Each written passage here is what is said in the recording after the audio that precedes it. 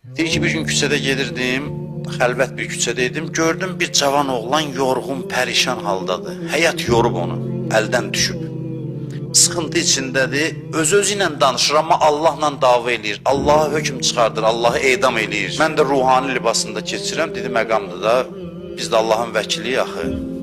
Allaha deyən sözümü böyle bunun müdafiəçisinə deyim. Deyir, gördüm üzünü mənə tutub, Allaha sözlərini deyir, qəzəbli danışır. Mən də deyir, sakit dayanıb baxıram, fəryad elədi, mənə qışqırdı ki, niyə danışmırsan? Ne üçün susmursan? Deyir, sakit dedim ki, anlayıram səni, başa düşürəm. Əvvəl bunu dedim. Bu deyir, duruxdu biraz, sonra öz həyatımdan danışdım. Öz dərdlərimdən danışdım, mən ruhani libasında olan adam. Deyir, gördüm ki, mənim günümü ağlayır.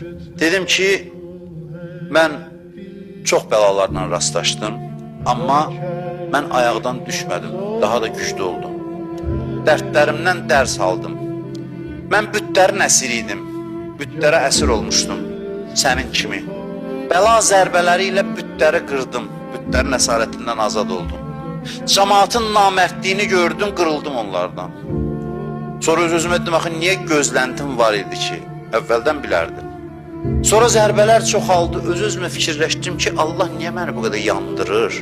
Niyə məni bu qədər vurur? Məyər mənə düşməndir. Deyir, mən danışdım, görüm kövrəlib. Deyir, bu başa düşürdü ki, dostuna düşmən olur.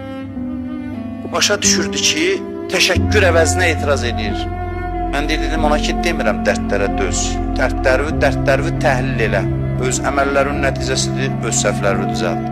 Başqalarından zərbə alırsan, başqalarına çox bağlanma.